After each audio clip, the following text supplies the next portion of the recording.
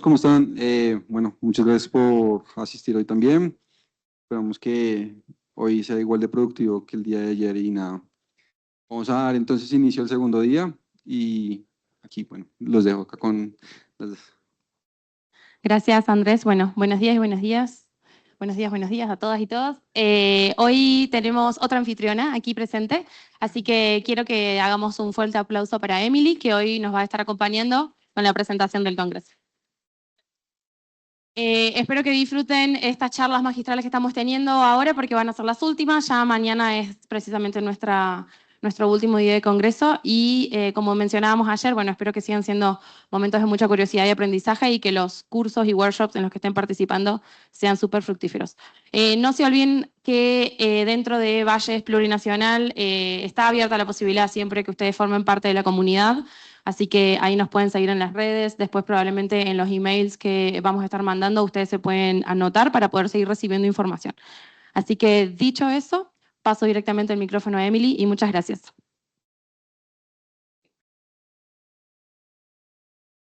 Muy buenos días a todos. Les pedimos amablemente tomar sus lugares para dar inicio a la primera conferencia del día. Damos inicio a la primera conferencia magistral del día. Mariano Gavito es investigador en el Instituto Allen, donde colidera el análisis de datos Seattle Alzheimer's Disease Atlas, enfocado en su trabajo en los cambios neuropatológicos y moleculares asociados a la enfermedad del Alzheimer. Antes de su posición actual, se desempeñó como científico investigador en la Universidad de California, Berkeley, donde colaboró con Mike Jordan, Nick Jorfer en el desarrollo de algoritmos de aprendizaje automático para la integración de datos genómicos multimodales.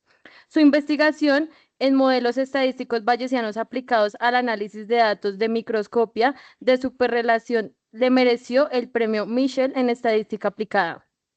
A continuación, su conferencia.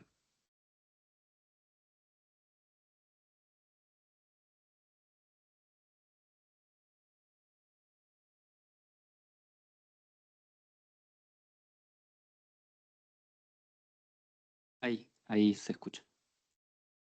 ¿Qué tal? Espero que puedan ver a través del jet lag y creerme que estoy muy emocionado de estar en Colombia, en Sudamérica, contándoles un poco acerca de mi investigación. A lo largo de la charla voy a dar muchas introducciones, así que espero que esto sirva para que puedan seguirme.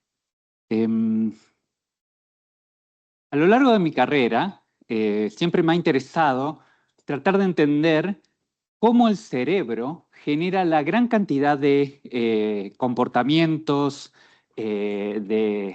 de comportamientos de los cuales somos capaces. Por ejemplo, pensar, jugar al fútbol, socializar.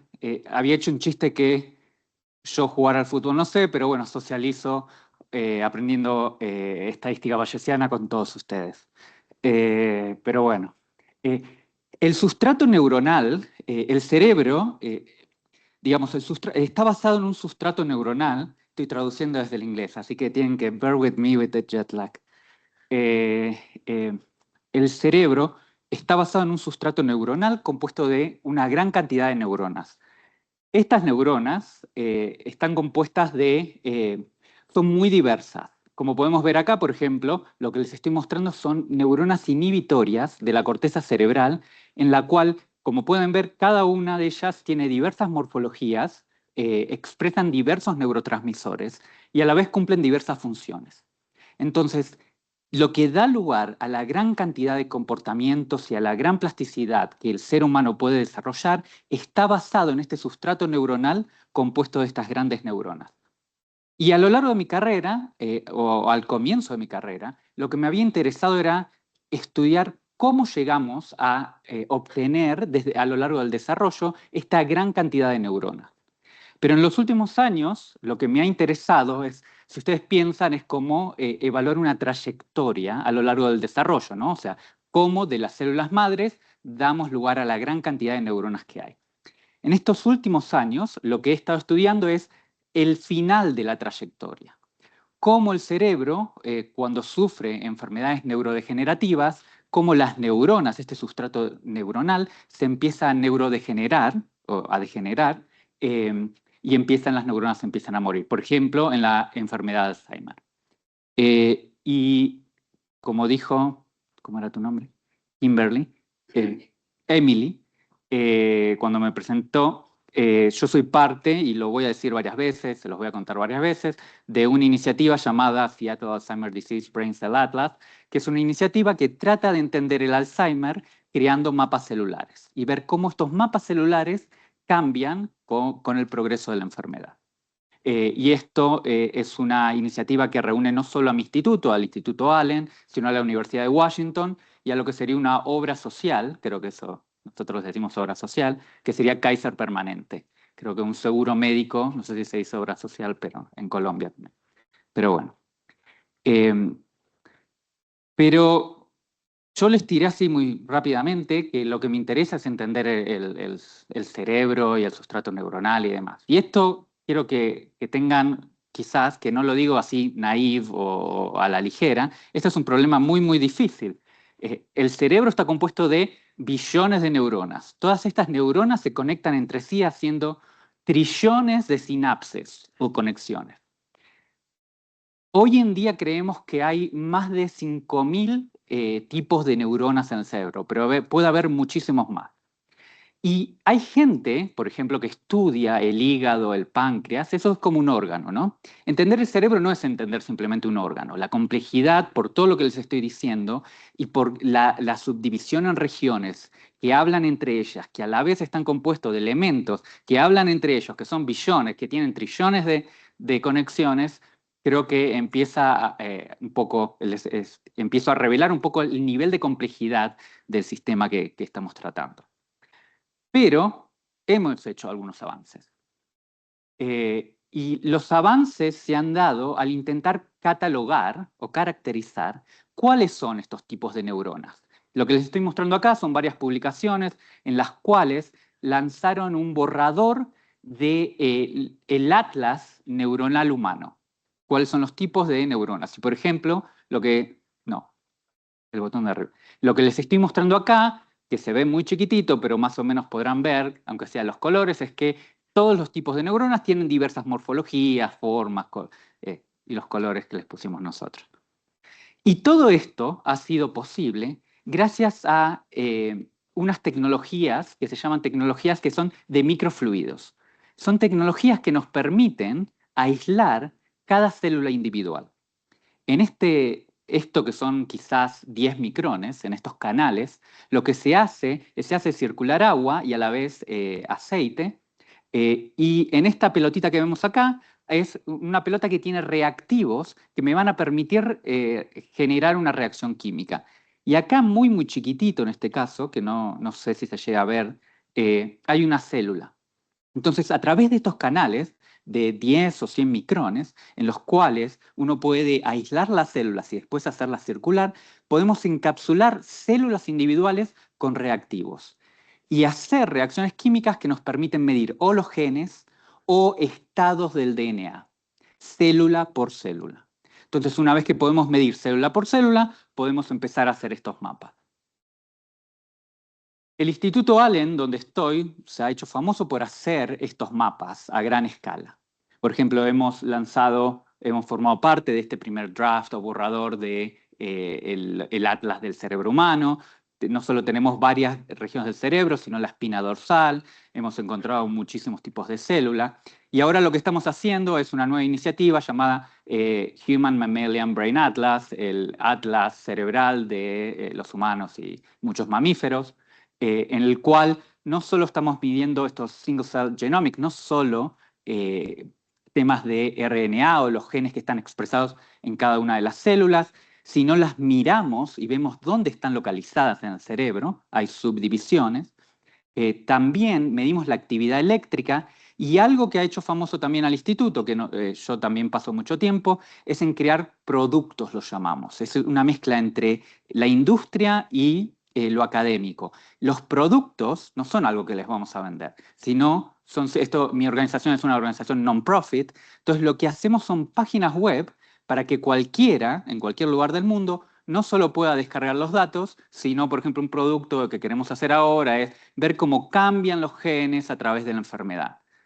Yo en particular, mi equipo no lo hace, pero bueno, es algo que... y esta idea de hacerlo en producto creo que permite que se realice eficientemente, ¿no? O sea, como que adquirimos de la industria, pero seguimos haciendo ciencia de manera académica. Ay.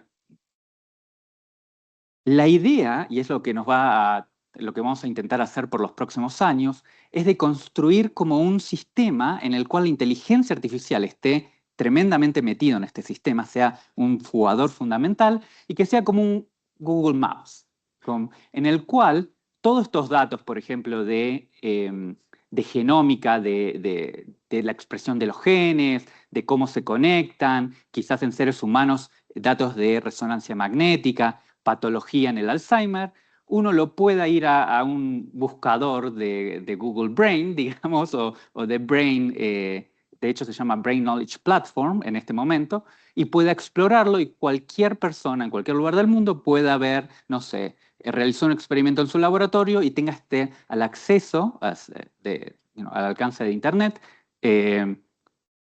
poder validar o revisar o poner sus datos en el contexto de datos que estamos agregando de todos los laboratorios que hacen experimentos en el mundo.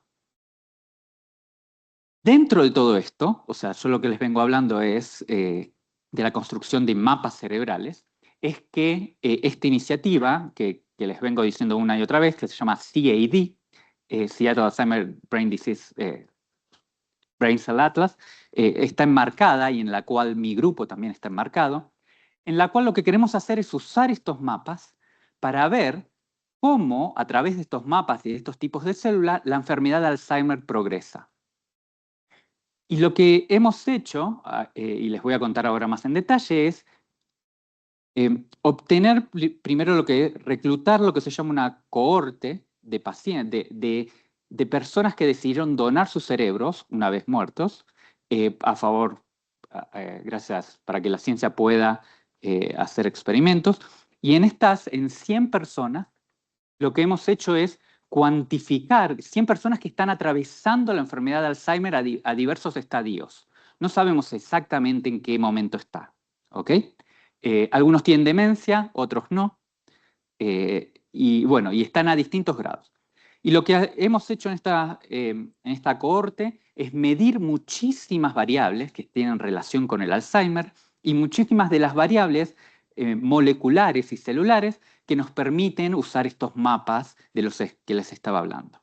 Y ahora todo lo que va a hacer esta charla es contarles cómo estamos estudiando, cómo estamos usando todos estos datos para tratar de entender qué tipos de células, cuándo y dónde mueren o son vulnerables a la patología y a la progresión del Alzheimer. Este es la iniciativa que incluye, como les conté antes, el Instituto Allen, la Universidad de Washington, Kaiser Permanente, grupos experimentales, médicos, clínicos, neuropatólogos, o sea, un gran grupo. Y mi grupo en particular está como a la salida de toda esta gran colección de datos y lo que hacemos es desarrollar modelos estadísticos para tratar de entender los datos y también tratar de generar conocimiento. Por ejemplo, tratar de caracterizar la enfermedad. Entonces, lo que les voy a tratar, y bueno, usamos diversas herramientas, por ejemplo, desde modelos bayesianos, clásicos, jerárquicos, hasta modelos generativos, y hoy en día estamos también integrando en modelos estadísticos arquitecturas de transformers y, no sé, las últimas arquitecturas de redes neuronales y demás. Y cada una de estas herramientas la usamos dependiendo del problema en particular. Dependiendo si tenés muchísimas observaciones, sos capaz de fitear o de estimar los parámetros de un modelo que tiene millones o billones de parámetros en algún caso. Pero si mirás, por ejemplo, al nivel de pacientes, ¿cuántos pacientes les dije que tenía? 100. Creo que un modelo de 1 billón de parámetros haría un poco de overfitting, entonces recurrimos a modelos bayesianos en los cuales podemos inyectar conocimiento a priori o constraints que nos van a permitir obtener resultados o estimaciones que van a ser más interpretables. Y creo que lo que les voy a intentar, esto reflexioné estos días, también que di una charla acá en Colombia hace poco, les voy a intentar contar cómo un grupo computacional, estadístico, está metido en estos grandes grupos interdisciplinarios y cómo, no sé, cómo nuestro grupo navega, interactúa con toda esta gente y cómo es necesario conocer un poco, un poco no, realmente conocer y cómo tuvimos que aprender de qué se trata la enfermedad, de cómo hablan los médicos, cómo hablan los neuropatólogos y demás. Entonces, les dije que les iba a dar introducciones sobre introducciones sobre introducciones para que me puedan seguir. Esto fue todo como la gran introducción y ahora comienza la charla en la cual les voy a dar una introducción al Alzheimer y después les voy a contar estas cosas que les venía contando. Les voy a dar 2 ejemplos de algoritmos que desarrollamos de vuelta para tratar de entender el Alzheimer. ¿Cómo voy de tiempo? Porque con el jet lag no controlo la velocidad del habla. ¿15 minutos? Ah, vamos bien. Bueno, a ver. Estudiar el Alzheimer es muy importante porque se ha convertido en una crisis, una crisis en los sistemas de salud. La mayoría o un gran número de personas adultas sobre la edad de 65 años van a desarrollar la enfermedad de Alzheimer. El Alzheimer es la mayor causa de demencia. Demencia es un término que engloba muchísimas patologías neuronales, degeneraciones, pero Alzheimer es la mayor causa, estoy traduciendo, no puedo traducir, el mayor causante de demencia en este mundo. Y quizás también ¿por qué digo todo esto de que es necesario entender el Alzheimer? Espero que ninguno de ustedes haya tenido algún familiar que lo haya sufrido, pero sabemos que el progreso de la enfermedad es muy rápido y es terrible. La presentación en la clínica está acompañada de declive cognitivo, pérdida de la memoria, disfunciones del lenguaje, perdemos básicamente quiénes somos. Y algo que empezamos a saber, o lo que les puedo decir que sí conocemos, es que el Alzheimer no es parte del envejecimiento. Es una enfermedad que tiene algunos causantes que ahora les voy a contar, pero no es algo natural como del envejecimiento. Y lo que sí sabemos es que el Alzheimer está caracterizado por la acumulación de 2 proteínas en el cerebro, proteínas patológicas. Una de ellas se llama amiloide y se acumula en el medio intercelular, afuera de las células, intersticio, y la otra se llama fibras de un gen llamado MAPT, fibras neuronales o tangles, NFTs, que estos se acumulan dentro de las células, las matan y una vez que las matan se liberan en el medio intersticio entre las células y como que hacen una sinergia entre las 2 patologías y esto se vuelve aún más tóxico.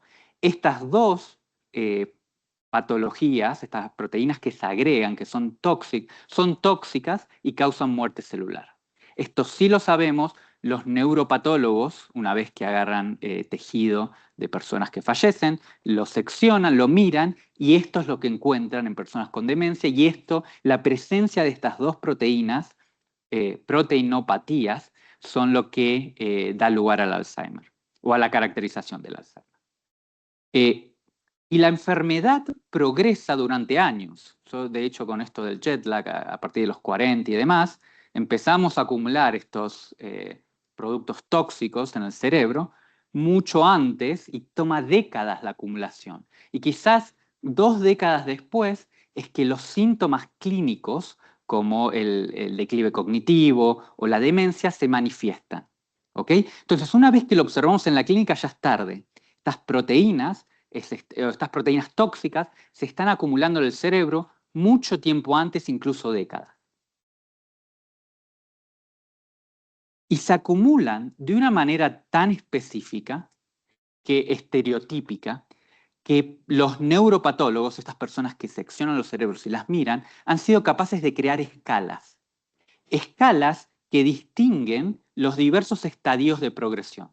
Unas escalas, que se las voy a nombrar porque después voy a hablar, se llaman escalas de una persona llamada Thal y otra persona llamada Brack. Y van de, por ejemplo, del 1 al 6 o de diversos estadios. Y esto es una progresión espacio-temporal porque a medida que progresa el tiempo y que progresa la enfermedad, más y más áreas del cerebro son afectadas. Por ejemplo, en la progresión de amiloide, parte de la corteza cerebral está afectada siempre, por ejemplo, en los estadios early, en los estadios tempranos, y cuando miras a los estadios tardíos, esa parte está afectada mucho más, y después otra parte, es como A, B, C. ¿Ok? Esto es una progresión a través del cerebro. Ellos miran a todo el cerebro. Pero estos estadios son como muy gruesos, ¿no? Son categorizaciones de 1 a 6. Es como coarse, no es algo muy detallista. Y simplemente evalúan si hay o no proteínas en diversas regiones. Nada cuantificado en detalle. ¿Ok? Pero te permite, a través de mirar muchísimos casos y ver un patrón que se repite, haber encontrado como una trayectoria de cada una de estas patologías, el amiloide y las fibras de MAP. Ok, esto es como la introducción. Ahora ya saben, al menos tienen una idea general de lo que causa el Alzheimer. No sabemos cómo curarlo, pero no tenemos las causas, sino los efectos, ¿no? La acumulación de estas proteínas, y estas proteínas son las que van a dar lugar a la muerte celular y al declive cognitivo. Entonces, ahora les voy a contar cómo mi grupo interactúa con toda esta gente y a través de 2 problemas para intentar saber más de los datos que estamos midiendo. Entonces, lo que mide gente, los neuropatólogos, en una región del cerebro, empezamos muy simple, fue lo siguiente. Ellos seccionan el cerebro y lo que hacen es ponerle tintes. Tintes que revelan, por ejemplo, las neuronas, o tintes que revelan el amiloide, o tintes que revelan el tau, que es esta proteína, los fibrillary tangles, o diversas otras proteínas. Y después, con algoritmos de computer vision, lo que hacemos es crear máscaras y cuantificar en detalle qué es lo que está pasando. Por ejemplo, en este caso podríamos decir cuántas neuronas hay por unidad de área en este paciente, en este donante, cuántas placas por unidad de área y cuántas porcentaje de tau cubre esta región del cerebro. Entonces, ahora sí me voy a meter, no voy a mantener la charla a nivel alto, me voy a meter cada vez más en la matemática. Entonces, si empezamos a pensar en matemática, podríamos decir que estos datos están agregados para cada uno de los donantes. Tenemos un montón de estas features o características que los describen, que incluyen desde las proteínas patológicas, que les contaba amiloide, descripciones cuantitativas de amiloide y de tau, o, como les dije, neuronas, como el número de neuronas por unidad de área, entonces, como las poblaciones celulares. Todas estas características son lo que describen cada uno de estos donantes. Entonces, yo lo que voy a querer hacer ahora es tratar de usar estos datos, este es el primer de los problemas que estamos tratando de atacar, para crear una escala que me diga cómo está avanzando la enfermedad, pero muy en detalle. Y de nuevo, a comparación de lo que hacen los neuropatólogos, estoy mirando en principio en este estudio una sola área. ¿Ok? Ok. Entonces, resolver este problema básicamente es como decir, lo que quiero hacer es tomar muchas mediciones de cada uno de los donantes y ordenarlas de manera que estoy ordenando todos los datos de menor patología a mayor patología. Como los datos están sujetos a ruido observacional, lo que observo no es un valor absoluto. Entonces, lo que estoy haciendo es realmente tratar de encontrar un multidimensional probabilistic ordering, como ordenar los pacientes de una manera que me permita reconstruir la trayectoria de la progresión del Alzheimer de menor a mayor patología. ¿Ok? ¿Cómo lo voy a hacer? Esto, más o menos para frame, como darle un marco al problema un poco más general, es como decir, hay un proceso biológico, que es el de la enfermedad. Es un proceso multidimensional. En este caso lo voy a tomar como unidimensional, ¿no? Como un tiempo en el cual estoy atravesando la enfermedad. De ese tiempo sampleo algunos pacientes o donantes a lo largo de esa trayectoria del proceso de la enfermedad. Luego, para cada uno de estos pacientes voy a medir algo, que pueden ser las placas, el número de neuronas, etc. Y esas mediciones están sujetas a ruido. ¿Ok? Esto es cómo estoy construyendo el proceso generativo para la gente. A mí me gusta mucho Probabilistic Graphical Models, modelos gráficos probabilísticos. No sé si tienen alguna asignatura acá, pero bueno, esto lo que estoy intentando reconstruirles es cómo genero datos a través de este proceso probabilístico si este fuera el modelo que realmente da lugar y fuera la verdad que da lugar a los datos. Pero esto es un marco más general. Hablo no de la enfermedad, sino de un proceso biológico que está ocurriendo, que puede ser algo. Y después hay mediciones por sobre ese proceso. Esto se ha estudiado, y lo traigo en un marco más general porque quiero empezar a traer matemática, y lo que se ha estudiado en algunos casos, y por ejemplo, hay problemas matemáticos que se llaman regresión lineal sin correspondencia, en los cuales yo tengo mediciones y no conozco este proceso biológico, esta variable latente X, ¿ok? Pero conozco cómo la variable latente se transforma para dar lugar a las mediciones. Y sé que estas mediciones están sujetas a ruido. El ruido también es conocido. En este caso, yo puedo encontrar la variable latente y una permutación de estos serían como loadings, como transformaciones de este proceso biológico a las mediciones. Puedo encontrar la permutación y el proceso biológico. En los casos, sí, en este caso lo puedo resolver. Y en estos casos conozco las mediciones y conozco como una de las cosas, lo que caracteriza a la medición. ¿Ok? El proceso biológico lo voy a inferir. Ese fue uno de los problemas que estaban resueltos en la literatura, de los cuales nos vamos a inspirar para tratar de entender este problema. Porque, de vuelta, tenemos mediciones y queremos encontrar algo, una variable latente que nos permita describir la enfermedad. Lo voy trayendo cada vez más a la matemática y al lenguaje matemático. Había otra serie de problemas en el cual se conocía la variable latente, se conocía el tiempo, por ejemplo, a la que las mediciones habían sido adquiridas y se conocen las mediciones. Acá discúlpenme que el paper cambió, ahora X es medición, no variable latente, pero bueno. Y en este caso, y conocían el ruido, en este caso lo que ellos querían hacer era encontrar la transformación. En el caso anterior era regresión lineal, entonces era simplemente multiplicar por un valor. Y era conocido. En este caso se conoce la variable latente, pero la transformación no se conoce. Y lo que ellos terminan encontrando que para poder resolver el problema, tienen que imponer que esta función sea monótona. Es decir, siempre crezca. Es decir, si en el eje X tengo la variable latente y voy a encontrar una función que me la transforma al eje Y, que es mi observación, esa función tiene que ser 1 a 1. Y tiene una función monótona, cumple eso, satisface.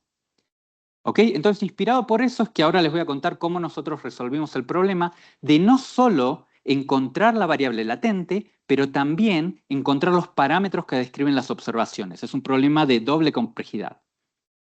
Y lo que voy a empezar es a construir de vuelta el modelo generativo de este Probabilistic Graphical Model. Entonces, lo que les voy a decir es que todas nuestras mediciones son cuentas, entonces el ruido que tienen nuestras mediciones va a estar descrito por una variable poissoniana. ¿Ok?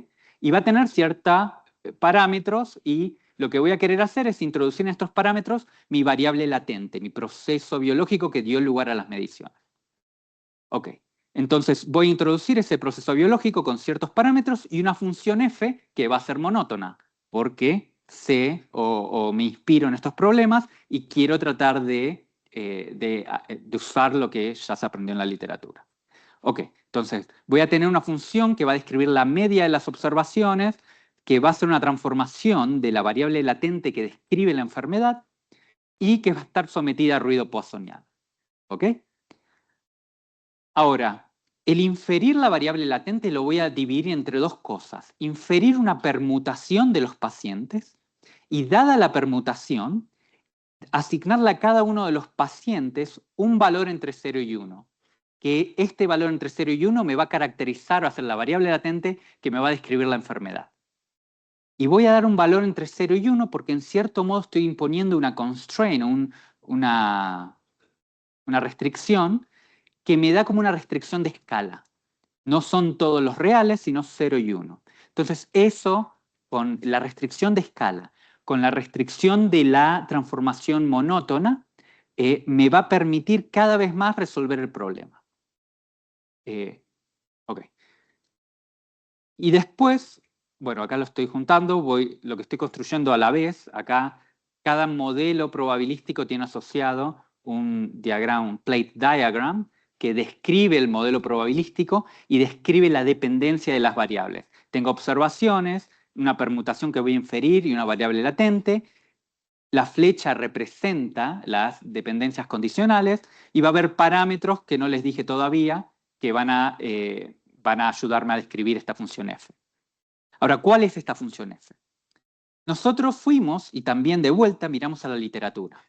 Y nos inspiramos ahora en los procesos biofísicos que describen cómo se acumulan las proteínas. Estas proteínas tóxicas se acumulan a través de dos procesos. Las proteínas, como les dije, son como fibras, entonces se van a empezar a elongar. Pero a la vez se pueden romper o puede haber unas semillas que van a dar lugar a más proteínas que se van a elongar. Esta idea de proteínas que se elongan o que crecen y que se multiplican puede ser descrito por un modelo exponencial. ¿Ok? O en otro caso, por ejemplo, si hay saturación, porque si hay un área del cerebro que se llena de proteínas, entonces sería 100%, va a haber una saturación. Pero incluso en una sigmoidea, el proceso inicial puede ser descrito con una exponencial. ¿Ok? Entonces, básicamente, a través de todo esto, estoy describiendo mi proceso generativo, que lo que va a decir es que va a haber una exponencial que describe cómo las proteínas se van acumulando, con dos parámetros beta 1 y beta 0. Esta exponencial te dice cuando no hay proteínas es tiempo 0, cuando hay muchas proteínas es el final de la enfermedad, ¿no? El tiempo lo voy a ampliar, ahora le voy a poner priors, o sea, voy a tomar un enfoque bayesiano. Entonces les dije que el tiempo iba a vivir en el intervalo 0,1, le pongo alguna prior, que va a ser una beta, voy a truncar un poco, le voy a poner priors a estos parámetros beta 1 y beta 0, y después lo voy a corromper este valor medio con ruido, y eso es lo que va a describir, me va a permitir generar las observaciones. Y lo que voy a tener que inferir son las permutaciones, la variable latente y los parámetros que caracterizan la transformación. Hicimos métodos de sampleo, hicimos métodos variacionales. Creo que Victoria el viernes le va a hablar de Variation Autoencoders, entonces va a tener que introducir métodos variacionales para poder inferir estos parámetros. No me voy a meter, pero bueno, se pueden inferir los parámetros con sampleo o con métodos variacionales. Es un poco complicado porque inferir una permutación es es complicado. Hay como valores que son discretos, ¿no? O sea, los datos pueden estar ordenados de una manera, si no salto y se ordenan de otra manera. Para poder resolver ese problema de manera variacional tuvimos que introducir relajaciones, como transformar en un problema de alguna manera que sea más simple resolverlo. Lo podemos hablar después, si quieren. Ok, y algo que les voy a decir es que hicimos un poco de teoría también. Porque esto es un problema un poco más complicado que los problemas que estaban en la literatura y que les venía contando. Ahora queremos inferir la transformación e inferir la variable latente. ¿Cuándo vamos a poder hacer eso correctamente? Si bien esto no es un enfoque puramente bayesiano, reducimos el problema a algo frecuentista, pero lo que nos dijo las proposiciones y las deducciones que pudimos hacer es que vamos a poder resolver el problema cuando el número de donantes tienda a infinito, o cuando tenga muchos donantes, pero a la vez cuando tenga muchas mediciones. Necesito ambas cosas. Si solo una se va a infinito, si solo colecto muchos donantes y no colecto muchas mediciones, voy a tener cierto bias. ¿Y por qué es esto? Pueden pensar que si tengo muchos donantes, como que defino la trayectoria de cada medición muy bien, entonces puedo inferir los parámetros correctamente. Si tengo muchas mediciones, puedo caracterizar al donante muy bien. ¿Ok? Entonces necesito de las dos cosas, es como un ida y vuelta. Tengo muchas mediciones, defino al donante, tengo muchos donantes, defino la transformación y voy y vuelvo. Esto es como para mostrar un poco cómo los métodos bayesianos y además hacer un poco de teoría nos permite después también empezar a hablar con los experimentales y decirles, bueno, ¿qué es lo que tenemos que hacer para recolectar los datos mejor? Ok, llegamos como al sumum de esta primera parte, en la cual juntamos nuestro modelo bayesiano con los datos e inferimos la posterior de los parámetros. No. ¿Cómo?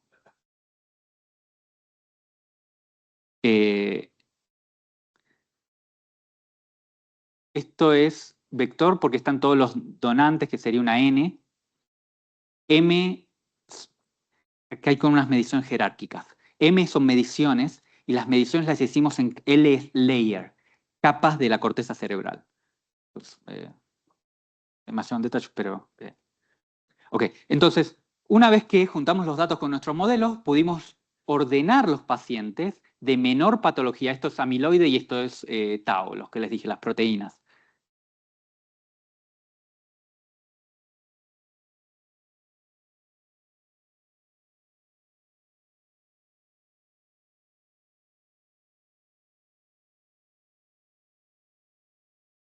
La pregunta es, ¿dónde se acumulan las proteínas estas tóxicas?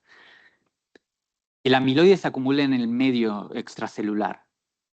La célula lo libera y se va agregando afuera. Se forman placas, literalmente. El tau, que es estas fibras, se acumula dentro de las células, en el núcleo. Se supone que se transmiten de célula a célula a través de las sinapsis, pero se acumulan en el núcleo y cuando la célula muere, se liberan también. Y de hecho, interactúa con el amiloide y forma unas placas que son más fuleras todavía, que son incluso más tóxicas, que se agrupan, fuleras son feas en argentino, que se condensan y tienen un núcleo de tau y son extremadamente tóxicas. Pero bueno, es extracelular e intracelular y después como una interacción. ¿Okay?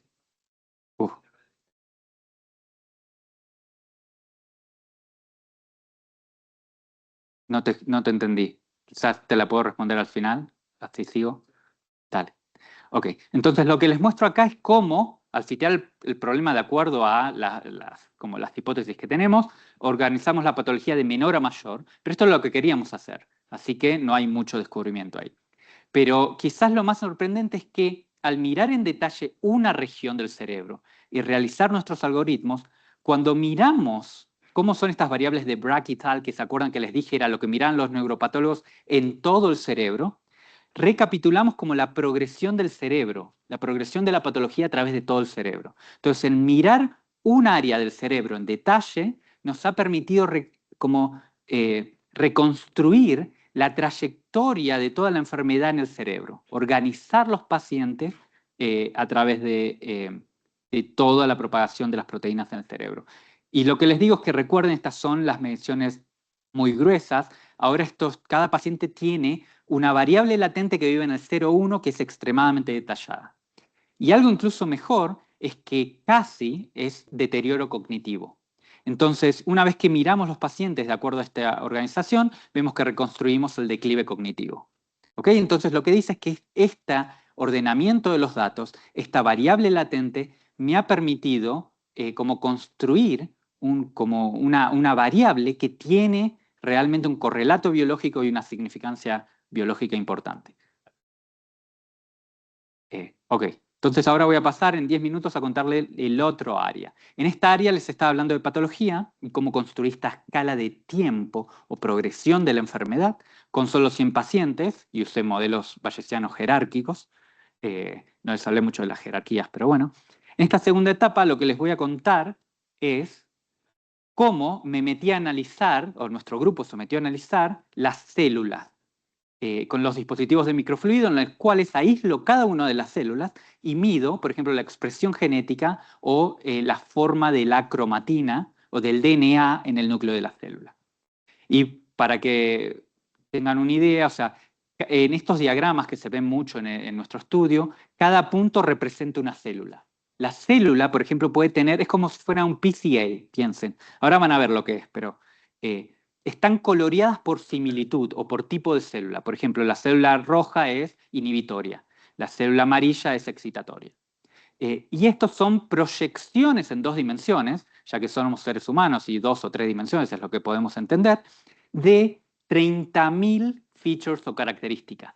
Los 30.000 genes están proyectados en 2 dimensiones y están arreglados y coloreados de acuerdo a un nivel de similitud. ¿Ok? Sobre cada una de estas células medimos la expresión de los genes. Por ejemplo, esta célula expresa este gen 5 veces, hay 5 copias. O este otro 3. Entonces son valores de vuelta como cuentas de cada uno de los genes. Y también lo que medimos es en algunas regiones del genoma que tienen que ver con la regulación de los genes, que van a decir, este gen, hacelo en esta célula. Por ejemplo, en la célula que hacen los ojos, hace el gen que hace el receptor de luz. En la célula, no sé qué, que hace un músculo, bueno, hace el gen que tira la sinapsis a través del brazo, por ejemplo. Entonces, medimos diversas, al menos a rasgos generales, medimos la expresión genética y como una accesibilidad o no, una variable 0 o 1, de regiones del genoma humano. Y lo que queremos hacer, básicamente, es decir, tenemos ahora no donantes, sino células, muchísimas, millones de células, con diversas características. En esta sería expresión de genes, en esta sería esta variable 0 o 1 a través del genoma, que me describen cómo es la regulación de los genes. Y quisiéramos encontrar, estos son como vistas, de las mismas células, de los mismos tipos de células. Lo estoy midiendo una cosa u otra, pero en ambos lados hay los mismos tipos de células. Entonces querría juntarlos y proyectarlos en una dimensionalidad que pueda entenderla, 2 o menos dimensiones. ¿Ok? Entonces esta idea de como multi-view, multimodal fusion y low dimensional projection. Esto lo vamos a resolver de vuelta con modelos bayesianos. En este caso es Deep Generative Models, modelos generativos profundos, en los cuales vamos a intentar obtener una variable latente Z que captura el estado biológico de la célula. Y vamos a meter muchos factores que los vamos como a regress out, como que los vamos a tener en cuenta en el modelo, pero los vamos a inferir, entonces no van a formar parte de este estado latente. Bueno, y este es el algoritmo que hicimos, que toma muchísimos de estos datos. Entonces, de vuelta, como a mí me gustan los modelos generativos, les voy a contar el modelo generativo de vuelta. Va a haber una variable Z latente, que es como el tiempo en los pacientes, pero ahora para cada célula. Esta variable Z representa el estado biológico de la célula. Voy a transformar esta variable Z de una manera no lineal, con redes neuronales. Y voy a obtener el valor medio de una variable binomial negativa, que es como cuentas, como una poissoniana con un poco más de ruido, digamos. Y lo que me va a permitir es decir, bueno, de la variable latente va a haber una transformación que me devuelve la media de expresión de los genes. O la media de la accesibilidad del genoma en una región. La accesibilidad es como, ¿está accesible o no? Me pueden preguntar más después para que entiendan. Pero bueno, otra característica celular. Después lo que voy a incluir son diversos factores o coeficientes que, por ejemplo, algunos me hablan de toda la célula, y esto tiene que ver con, por ejemplo, una vez que mido los genes de una célula, en algunas células mido mucho y en otras mido poco. Bueno, todo eso lo quiero tener en cuenta, voy a poner un parámetro para tenerlo en cuenta, pero no quiero que me influencie la media, o sea, por eso lo pongo en un parámetro. Cuando lo pongo en un parámetro, lo tengo en cuenta, pero lo segrego en cierto modo. Después lo que voy a incluir son algunas desviaciones o varianza en cada uno de los genes o en cada una de las regiones de cromatina. ¿Ok? Bueno, y esto es algo técnico, pero no es demasiado importante, pero lo que voy a hacer es construir, o sea, la variable Z, una vez que la infiero, me va a dar lugar a esta varianza o va a capturar la varianza biológica. ¿Ok? Estos diagramas que representan las células en pocas dimensiones. Voy a construir uno de estos diagramas para cada una de las mediciones que tengo y después lo voy a juntar. ¿Ok? Eso es un método que usamos en particular para poder resolver este problema de fusión de datos de muchas modalidades. ¿Ok? Y lo voy a juntar de una manera de que voy a imponer una penalidad entre estos dos espacios latentes. De manera que una vez que yo hago el entrenamiento y que concluyo el entrenamiento, si estas dos variables son iguales, las voy a juntar haciendo un promedio. Entonces, si son iguales, la variable promedio va a ser igual a cada una de las dos. Entonces, yo después puedo tomar cada uno de estos, como path, digamos, de los datos de cromatina o de los datos de RNA, puedo construir cada una de estas variables latentes que representan a las células independientemente. Si tengo las dos mediciones, hago el promedio y las penalizo. Si tengo solo una, me quedo con una. Pero a lo largo, después de haber entrenado el modelo, espero que todas sean iguales. Entonces puedo tener las dos, puedo tener cada una individual y son lo mismo. Y en base a eso voy a reconstruir los datos. Esta arquitectura, no sé si lo digo después, se llama Variational Autoencoder. Porque lo que hago es defino un modelo probabilístico, defino una aproximación bayesiana con redes neuronales en ambos casos, y de datos que son de altas dimensiones, encuentro proyecciones a baja dimensión, imagínense de grande a chico, y de baja dimensión voy de vuelta a reconstruir los datos. ¿Ok?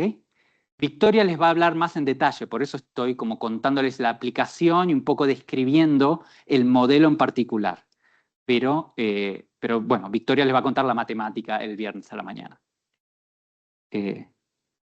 Bueno, esto lo voy a pasar un poco, es 10 minutos, sí. Bueno, ¿y qué nos ha permitido hacer esto? Los últimos 5 minutos que traigo todo y les doy el punchline. Lo que nos ha permitido es representar todos los tipos de células, dárselo a los biólogos, ellos ven qué genes hay y anotan cada uno de estos puntitos, cada célula, con el tipo de acuerdo a los genes que expresan. Dicen, por ejemplo, hay unas neuronas que transmiten los datos, se llaman excitatorias. Ok, bueno, ¿y dónde están? En la capa de la corteza 2, 3. Ok, bueno, entonces ya sabemos que todas estas células que están agregadas por similitud expresan esos genes y son este tipo de células. ¿Ok? Entonces, a través de todos los pacientes, de todos los donantes, fuimos capaces de construir un atlas celular robusto, porque se encuentra en todos los pacientes de Alzheimer, y caracterizar qué células tiene cada paciente en estos tipos de células. Que es con lo que empecé. Agarrar y decir, a través de estos modelos, puedo proyectar las células que estoy midiendo, y para cada donante te voy a decir qué células tiene en este atlas que nuestro instituto ha generado. ¿Ok? Entonces ahora puedo decir, este paciente tiene ciertas proporciones de una célula y ciertas proporciones de otra. Entonces ahora voy a traer todo junto, el primer modelo y el segundo. Y voy a hacer una simple explicación. Voy a decir, voy a tratar de explicar la proporción de células de cada paciente, de cada donante, con muchas cosas, por ejemplo, la edad a la que falleció, el sexo, race, etc. Pero el CPS sería nuestra escala de progresión de la enfermedad, que es muy detallada. ¿Ok? Y el coeficiente, el load o que esté asociado con esta variable, me va a describir cómo las proporciones de células cambian con la enfermedad. ¿Ok? Y eso es lo que les estoy mostrando acá. Para cada uno de los 140 tipos de célula que tenemos en la corteza cerebral humana, esto es lo que les estoy mostrando acá es el coeficiente beta que está asociado con la progresión de la enfermedad. Una barra negativa quiere decir que si la enfermedad progresa en el eje X, la variable o la proporción que estoy mirando baja, se está muriendo. Entonces esto nos permitió encontrar y darle nombre a los tipos de célula que están muriendo con la patología y la progresión de la enfermedad de Alzheimer. Podemos hablarlo después, no voy a entrar en los detalles, pero son tipos de células muy características. Y como tengo una progresión de la enfermedad que está asociado con una carga de patología, como un tiempo, puedo decir qué es más susceptible a poca patología y qué es más susceptible a mucha patología o al final de la enfermedad. Y esto nos permitió encontrar que unas células inhibitorias, que son claves en mantener el balance de la actividad neuronal en el cerebro, son las primeras que mueren. Entonces, esto, en cierto modo, nos permitió, esto no es moco de pavo, interprétenlo los argentinos como quieran, pero quiero decir, no es mínimo. Nos permitió cambiar el foco de la enfermedad, del estudio, de decir, son estas proteínas que se están simplemente acumulando, a decir, ahora tengo un tipo de células que tienen nombre y apellido y que se están muriendo a diversas susceptibilidades de la carga patológica que tengo en el tejido. Cambiar un poco el foco de la patología a las neuronas. Porque si lo piensan un poco, cuando te duele el brazo, puedes decir, bueno, me duele el brazo, me duele el codo, tengo acá, no sé, te hace una radiografía, se puede ver. En el cerebro humano no se podía ver exactamente cuáles son las partes que están fallando y que puede ser que den lugar a una propagación más rápida o que estén como haciendo una sinergia incluso en la enfermedad. Bueno, les voy a decir que bueno, estos modelos nos permitieron agregar como cientos de millones de datos de todo el campo y ahora todo el campo puede hablar un lenguaje común porque puede decir estos mismos tipos de células con nuestros nombres, nombre y apellido, puede ir a la página web y decir, bueno, a través de todos estos estudios, los que miraban que morían estas células y que en este los llamaron, por ejemplo, célula inhibitoria 4, célula inhibitoria 45, bueno, ahora tenemos mapeos, están todos como hecho un consenso y podemos decir, bueno, ahora a través de todos estos estudios tenemos un mapa no solo de referencia de los tipos de célula, pero a través de todo lo que está pasando en el campo y cómo hacer como un mapeo uno a uno de esto. Y no les voy a hablar de arquitecturas de Transformer, porque se ve que está muy cansada y fue muy despacio. Así que, bueno, voy a terminar un poco acá, diciéndoles un poco cómo nuestro grupo computacional estadístico, espero que les haya podido mostrar algunos ejemplos de cómo interactúa, está metido, trabaja codo a codo con grupos de clínicos, patólogos, gente haciendo los experimentos, recontando los datos, tenemos historia clínicas, y bueno, estamos a cargo de desarrollar estos algoritmos, no solo para extraer mejor datos o información de los datos, pero también para construir un poco estos variables o constructs que nos permiten describir la progresión o la enfermedad de una manera más detallada. Y bueno, he cerrado ahí.